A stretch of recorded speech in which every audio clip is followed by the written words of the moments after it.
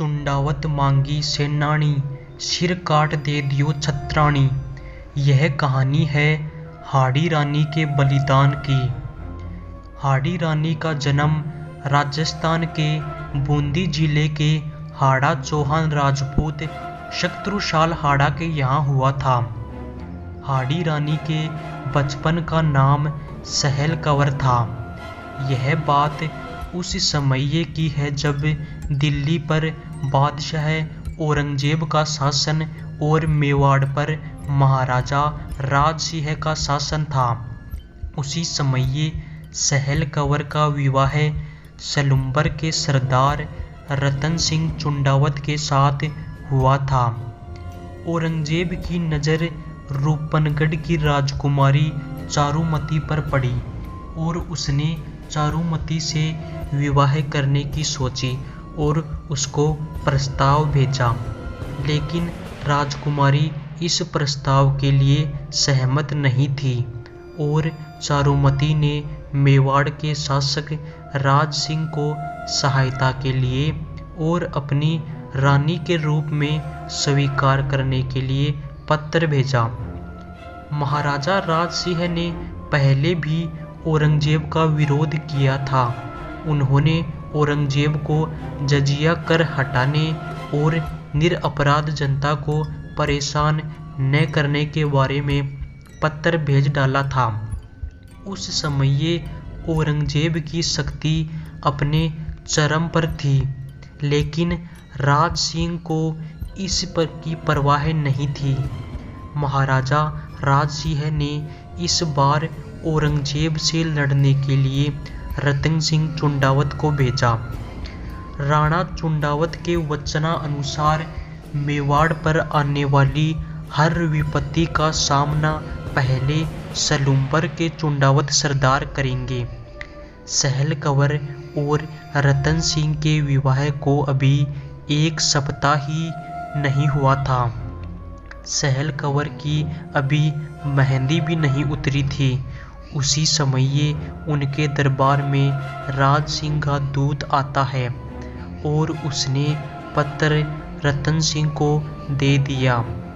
पत्र में लिखा था कि वीरवर तुरंत अपनी सेना को लेकर औरंगजेब की सहायक सेना को रोको। इस समय मैं औरंगजेब को घेरे हुए हूँ। उसकी सहायता के लिए दिल्ली से आगे बढ़ रही सेना को कुछ समय के लिए उलझा कर रखना है ताकि वह जल्दी से आगे न बढ़ सके। तब तक मैं पूरा काम निपटा लेता हूँ।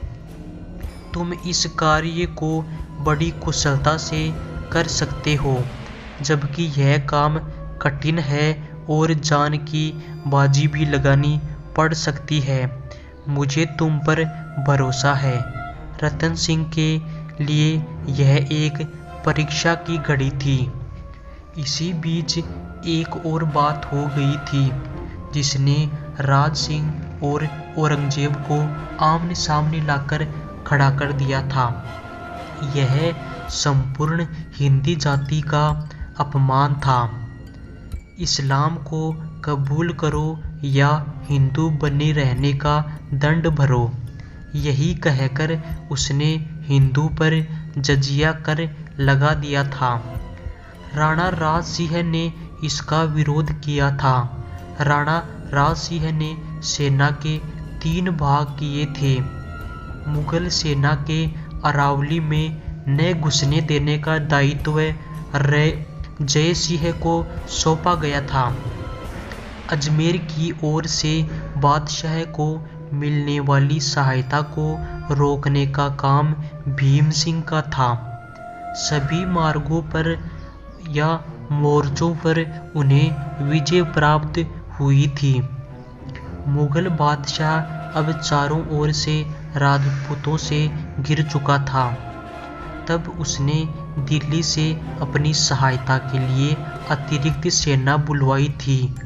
उसने इसी सेना को रोकने के लिए रतन सिंह को पत्र भेजा था।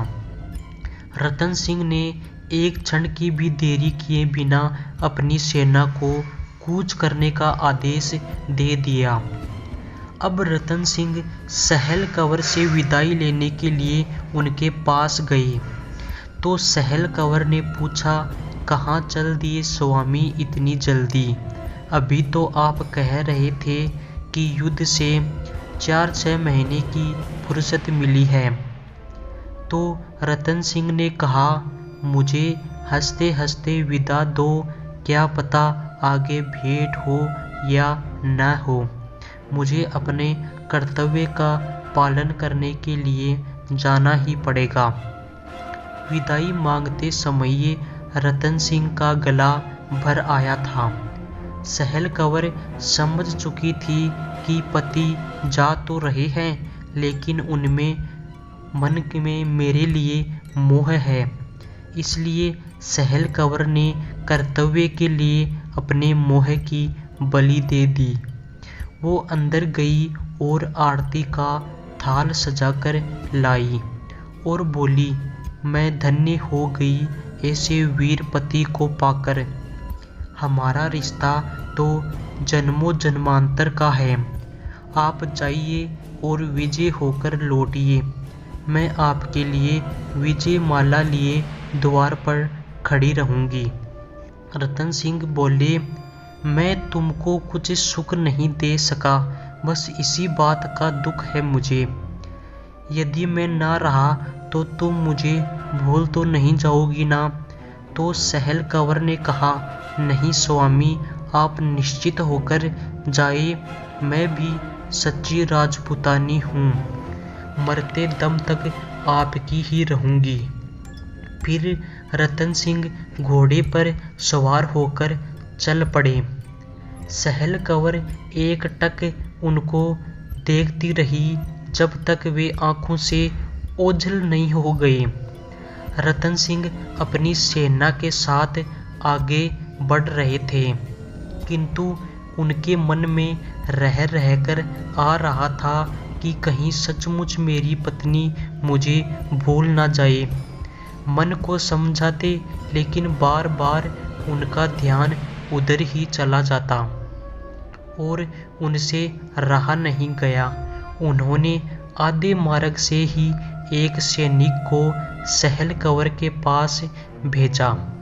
सैनिक ने सहल कंवर से कहा कि राजा ने कहा है कि मैं जरूर लौटूंगा, तुम मेरी प्रतीक्षा करना और मुझे भूलना मत। दूसरे दिन रतन सिंह ने एक और सैनिक भेजा, वही बात कही। तीसरे दिन फिर एक और सैनिक, और ऐसे ही चलता रहा। एक दिन राजा ने एक सैनिक के हाथ एक पत्र भेजा जिसमें लिखा था कि रानी, मैं जल्द ही लौटूंगा, तुम मेरी राह देखना। और उसमें लिखा था कि प्रिय, आपकी कोई निशानी भेजो, आपकी बहुत याद आ रही है। यह पढ़कर सहल कंवर सोच में पड़ गई। अगर पति का मन मेरे अंदर ही लगा रहा, वो मुझे ही याद करते रहे, उनके मुख के सामने मेरा ही चेहरा घूमता रहा, तो वे युद्ध कैसे लड़ेंगे। फिर रानी ने एक कड़ा फैसला लिया। उसने सैनिक से बोला, वीर, मैं तुम्हें अपनी अंतिम निशानी दे रही हूँ, इसे ले जाकर उन्हें ही देना। थाल में सजाकर सुंदर वस्त्र से ढककर अपने वीर रतन सिंह को पास पहुंचा देना, किंतु इसे कोई और ना देखे। साथ ही मेरा यह पत्र भी दे देना। पत्र में लिखा था, प्रिय, मैं तुम्हें अपनी अंतिम निशानी भेज रही हूँ, तुम्हारे मोह के सभी बंधनों को काट रही हूँ। अब बेफिक्र होकर अपने कर्तव्य का पालन करें। मैं तो चली, स्वर्ग में तुम्हारी बाट जोऊंगी। पलक झपकते ही हाड़ी रानी ने तलवार निकालकर एक झटके में अपना शीश काट दिया। सैनिक के आंखों से आंसू बहने लगे। सैनिक ने कटे सिर को थाल में सजाया और रतन सिंह के पास पहुंचा। उसको देखकर रतन सिंह ने कहा, ले आई निशानी, दिखाओ क्या निशानी है। तो सैनिक ने थाल से वस्त्र हटाया। रतन सिंह उसको देखकर स्तंभित रह गए और आंखों से अश्रु बहने लगे। धीरे से उनके मुख से एक ही आवाज निकली, हाय राम, तुमने यह क्या कर डाला। संदेह पति को इतनी बड़ी सजा दे डाली। रतन सिंह के मोह के सभी बंधन टूट चुके थे और वे शत्रु पर टूट पड़े। इतना बहादुरी और शौर्य से लड़े थे कि उनकी मिसाल देना कठिन है। वे जीवन की आखिरी सांस तक लड़ते रहे और औरंगजेब की सहायक सेना को उसने आगे नहीं बढ़ने दिया जब तक मुगल बादशाह मैदान छोड़कर भाग नहीं गया। वहीं युद्ध मैदान में सरदार रतन सिंह चुंडावत ने भी अपनी तलवार से अपना शीश काट लिया। तो दोस्तों, ये थी वीरांगना हाड़ी रानी के बलिदान की कहानी। आपको ये कहानी कैसी लगी कमेंट में ज़रूर बताइए और ऐसी ही नई नई कहानियाँ सुनने के लिए हमारे चैनल द लेटेस्ट ट्रेंड 379 को सब्सक्राइब ज़रूर से कर लीजिए। धन्यवाद।